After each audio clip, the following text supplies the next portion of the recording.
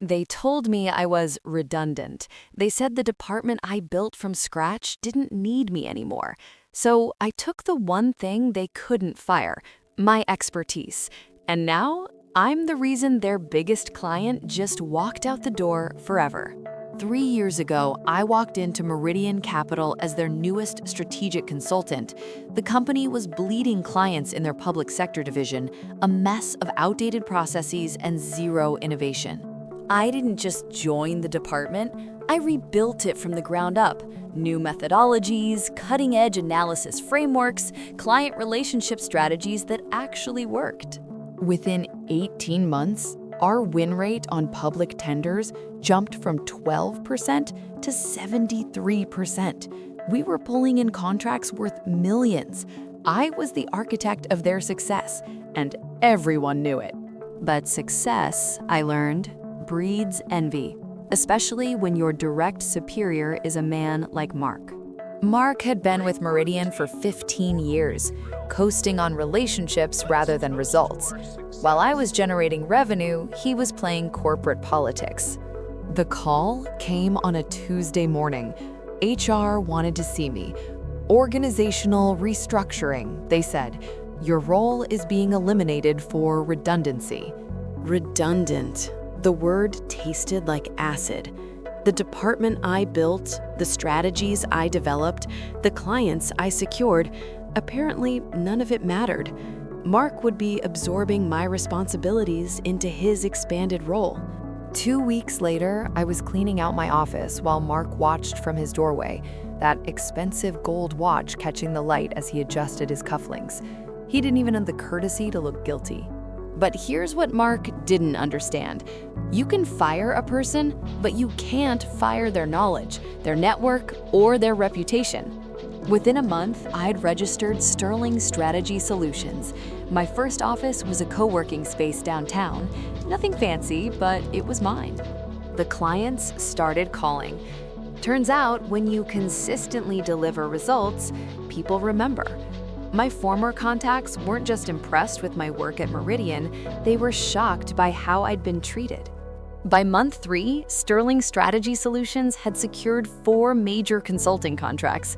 By month 6, we were outperforming metrics that had taken me years to achieve at Meridian. Then the letter arrived, cease and desist. Mark's signature at the bottom, claiming I was using proprietary methodologies and confidential client information. I couldn't help but laugh.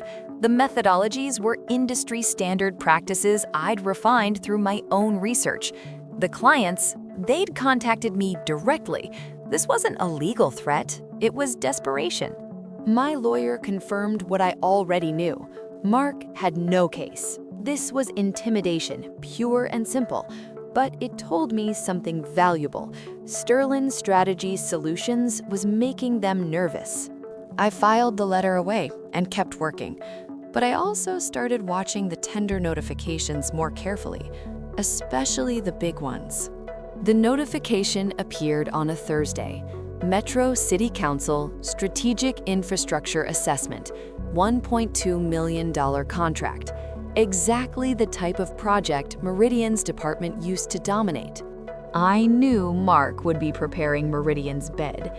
This was his chance to prove he didn't need me, that the department could function without its architect. For 3 weeks, I lived and breathed that tender. I analyzed every requirement, developed innovative solutions they hadn't even thought to ask for, and crafted a proposal that didn't just meet their needs, it revolutionized their entire approach. The day before submission, I received another cease and desist letter. This time, Mark threatened legal action if I bid on their contract, as if they owned the entire public sector. I submitted my proposal 30 minutes before the deadline. Every page was perfect, every recommendation backed by solid data and innovative thinking. This wasn't just a bid, it was a masterpiece. The call came 2 weeks later. Miss Sterling, this is Metro City Council.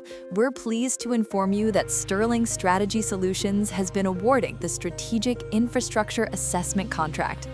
$1.2 million, the largest contract in the department's history. Now, mine. But the real victory came 30 minutes later, when my former colleague called with the inside story. Meridian's bid had been a disaster. Mark had relied on outdated strategies, rehashed old presentations, and completely misunderstood the client's needs. The evaluation committee hadn't just rejected their proposal, they'd been embarrassed by its lack of innovation. The fallout was swift. 3 major clients requested meetings to reassess their relationships with Meridian. The department that had been built on my foundation began to crumble without my expertise. 6 months later, Mark's entire division was dissolved. Turns out, when you fire the person who built your success, you also fire your future. They called me redundant, but sometimes being underestimated is the greatest advantage of all. If you enjoyed watching me turn the tables on corporate betrayal, imagine what other revenge stories are waiting to unfold.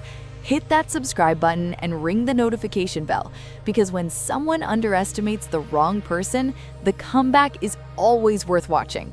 Trust me, you won't want to miss what happens when karma comes collecting.